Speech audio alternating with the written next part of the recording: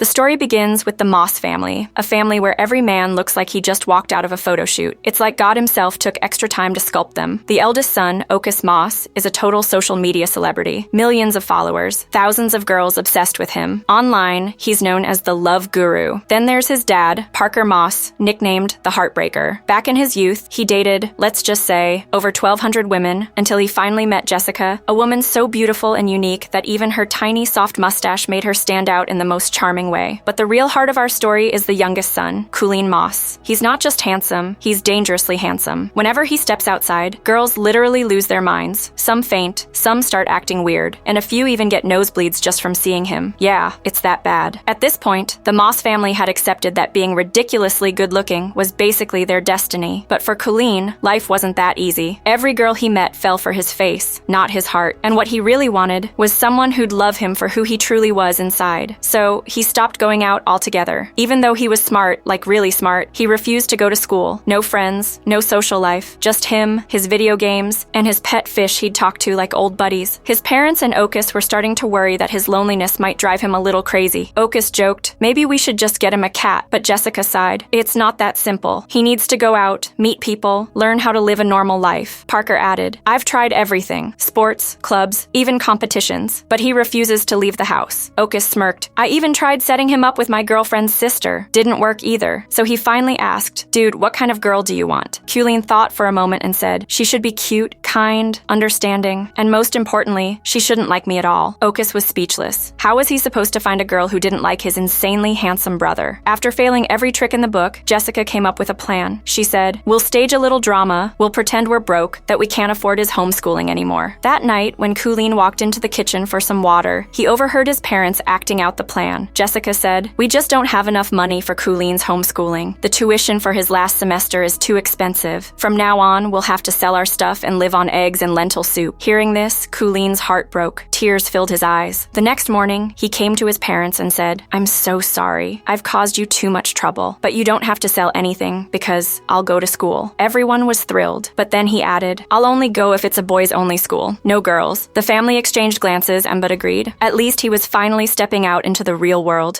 And then came that day. The day Colleen had to finally go to school. His brother Okus dropped him off on his bike. Take off your helmet, Okus said. But Colleen refused. He had a plan. He was going to keep the helmet on all day so no one could see his face or fall for his charm. But the moment he walked into Horidson High School, things didn't exactly go as planned. Instead of avoiding attention, he attracted all of it. Everyone stared at the helmet guy walking down the hall. He quietly took a seat at the very last bench, hoping to stay invisible. Then the teacher walked in and stopped mid-sentence when she saw a student wearing a full helmet in class. She asked, what's your name? Colleen tried to answer, but his voice came out muffled through the helmet. The teacher frowned. Take that thing off. This isn't a racetrack. It's a classroom. Reluctantly, Colleen started to remove the helmet. Cut to the next scene. An ambulance siren blaring outside the school. Yeah, you guessed it. The teacher had seen his face and literally lost her mind. She just stood there smiling, completely frozen, before being rushed to the hospital. The principal was furious. How did this even happen? He asked. A student nervously replied, Sir, he's too handsome. The teacher just couldn't handle it. Colleen, embarrassed, tried to slip away quietly. But just as he turned the corner, someone tripped him. That was CD, the school's biggest bully. He ran a gang known as the Three Talk, a weird trio who thought they were superheroes. CD was the leader, and his sidekicks were Irno and Dicky. They dragged Colleen into the storage room. When he regained consciousness, CD smirked and said, Do you know why we brought you here? Colleen shook his head. CD explained, We need you to deliver a message to a girl named Amanda. She's the model queen of BBM school. Every year they host a prom night, but they never invite us. Because of that, we've been stuck here for 3 extra years. CD's dream was simple. He wanted to go to that prom no matter what. But there was one problem. Amanda only accepted proposals from handsome guys. And who better than Colleen for that job? Also in that room was another boy, Kibo, kind, quiet, and often bullied by CD. CD ordered, You two are going to deliver that proposal. If you fail, I'll do to you what I did to this helmet. He smashed Colleen's helmet on the ground. Colleen was furious. He decided to report CD to the principal right away. Kibo tried to stop him. Please don't. It'll only make things worse. But Colleen didn't listen. They went to the principal's office and told him everything. But instead of helping, the principal smiled and said, Well, CD is my son. He's been failing for 3 years, all because of that prom. Then he looked at Colleen coldly and warned, You'll complete this task for my son, or you'll fail this year too. Later that evening, Colleen and Kibo sat quietly outside the school gates. Kibo handed him a cold drink and said, If we want to pass, we have to do this. For the first time, Colleen smiled. He realized Kibo wasn't just kind, he was real. And maybe, just maybe, he'd finally found his first true friend.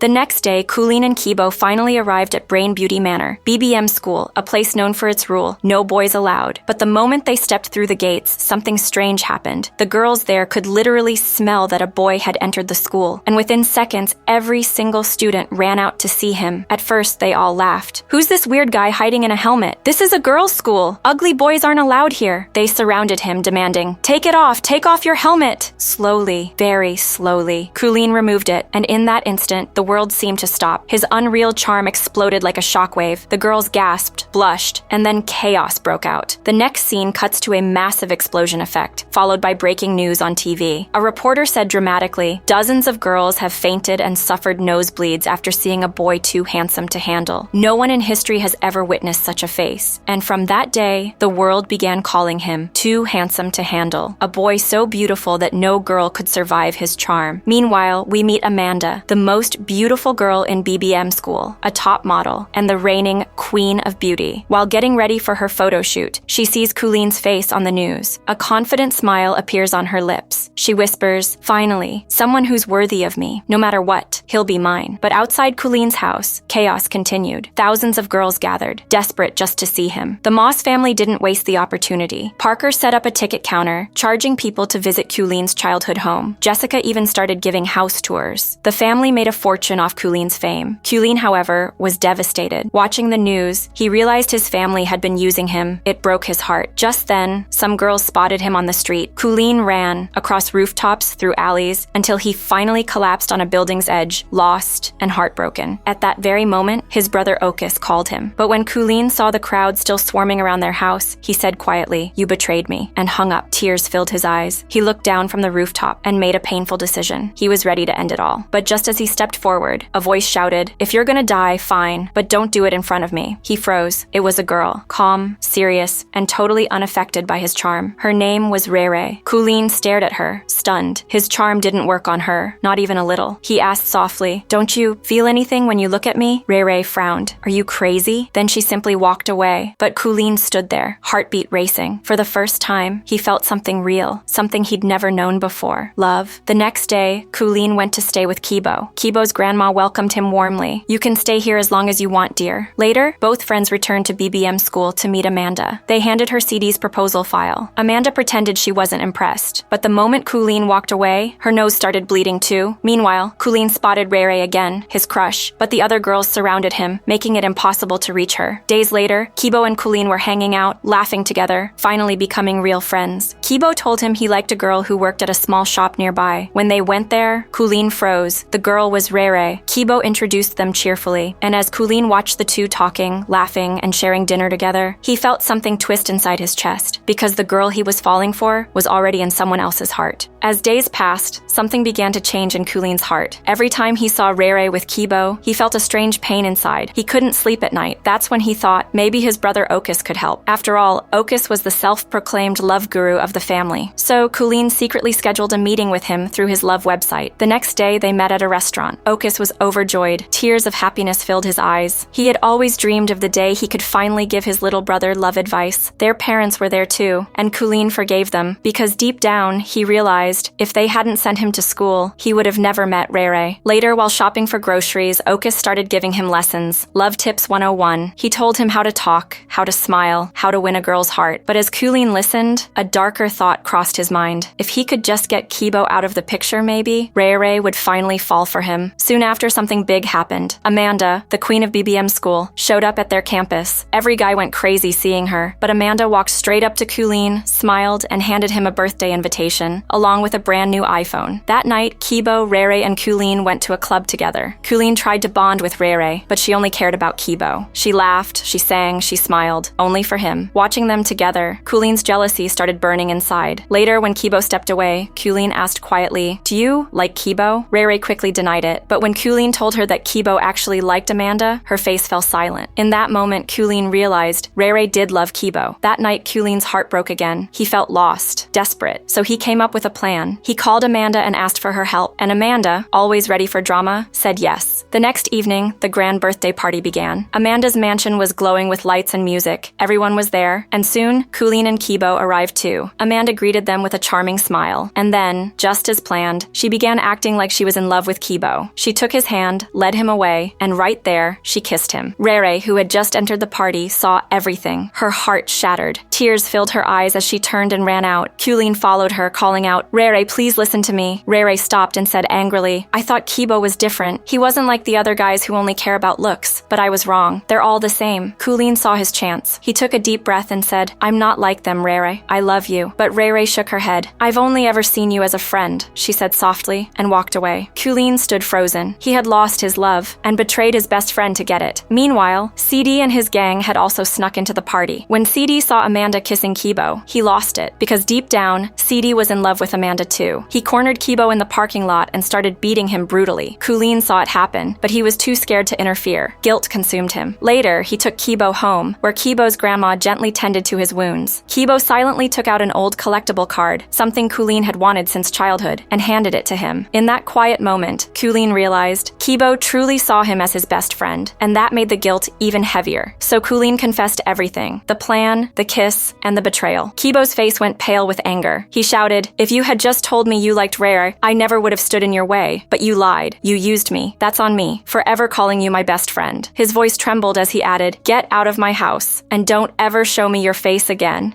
Colleen stood there in silence, broken, ashamed. He had lost everything: his love, his friendship, and his peace. Days later, Colleen returned home. His parents and brother welcomed him with smiles and open arms, but he said nothing. He just walked past them quietly into his room. From then on, at school, Colleen and Kibo would see each other, but never speak again. Their friendship, once so pure, had turned into cold silence. After everything that happened, Colleen was no longer the same. He looked lost, broken. His parents watched him in silence, worried about their son who once used to smile at everything. One evening, his mom walked into his room and said softly, "Colleen, your fish is still alive, and we were never bankrupt. It was all just an act." Colleen stared at her in shock. "What? Why would you do that?" he asked. His mother smiled gently and said, "Because every parent just wants one thing: for their children to be happy, to have real friends they can share their hearts with." Those words hit Colleen deeply. He began remembering every moment he'd shared with Kibo: the laughter, the fights, the good times, and the bad. He realized that through everything, Kibo had always been there. Tears welled up in his eyes. His mother hugged him and said, "If you're truly happy here with your family, then we'll never force you to go out again." Colleen held her tight, silently promising to make things right. The next day, he went to find Rere. He told her the entire truth, every lie, every mistake. And he found out that ever since that night, Rere and Kibo hadn't spoken either. So Colleen went to Kibo's house. Kibo didn't even want to look at him, but Colleen said, "Why are you punishing Rere for my mistake? She loves you, Kibo." Kibo looked away and whispered, "I love her too, but I'll never be able to tell her. I'm scared." Colleen gently asked, "Then tell me, how do you really feel about her?" Kibo's eyes softened. "She's different from everyone else," he said. "She's pure. Her laugh, her kindness, it's everything. She's the most beautiful girl I've ever met." Colleen smiled and held up his phone. On the other end of the video call was Rere. She had heard everything, and in that moment, Kibo and Rere finally got back together. Their hearts had found their way home again. Colleen smiled, knowing he had done the right thing. The friends who once drifted apart were now whole again. Days later came the big event, prom night. The school hall sparkled with lights, laughter, and music. Colleen walked in with Amanda, and Kibo came hand in hand with Rere. As the music began, Kibo and Rere put on their shared earbuds and started dancing together, lost in their own little world, smiling like nothing else mattered. Colleen, meanwhile, danced with Amanda. Their charm and looks made them the stars of the night. They were crowned prom king and prom queen. But even as the crowd cheered, Colleen's eyes wandered to Rere. He smiled softly, because deep down, his heart still beat for her. Sometimes love isn't about winning someone's heart. It's about finding yourself and learning to let go. Colleen may have lost his first love, but he found something even deeper: